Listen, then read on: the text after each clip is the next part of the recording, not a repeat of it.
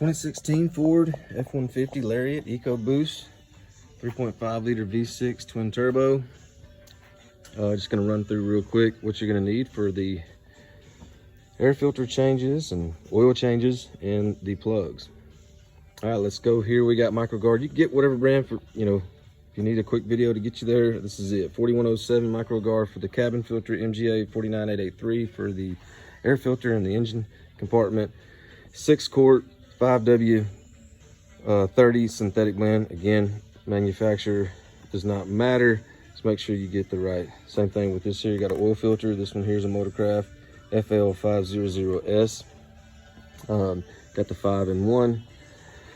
Over here, run a little bit colder plugs on these because this 3.5 liter twin turbo likes to eat up spark plugs, and I mean bust them out and crack and misfire. Feels like your transmission skipping. It may or may not hold the code. It may, run through it, and then, but if you hold a code, it might tell you what cylinder it is, but it's still only going to tell you.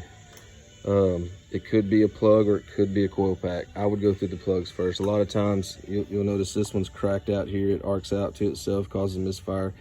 Around this Ford Motorcraft here, we have soot coming out of the edge and cracking where the transition here is, causing misfire.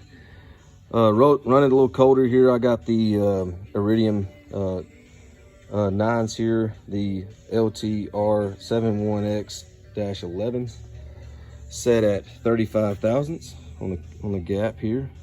So make sure you get that gap right.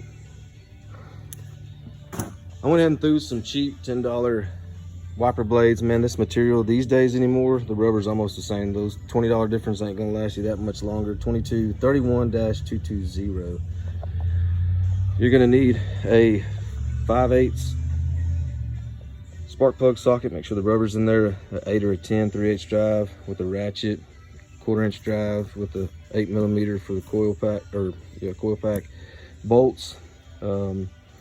If you use this is just for running out and running in only. Do not tighten with this driver here. It's just for speed. You do not have to take all these safety clips out. Once you open your oil cap, pull the plastic cover off, move your rubber foam. We'll look at this one here. The red that you see there in the connector, if you do not have to take that off. Once you get that bolt out, 8mm, see if you got enough slack to remove it.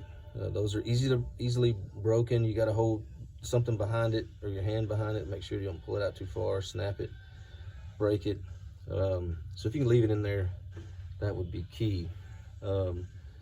Again, check the rubbers in them, change them all out. If you still got your code, obviously you'd have to go get it reset from the dealership. But if it's not holding the code, get in it, punch it, see what she does.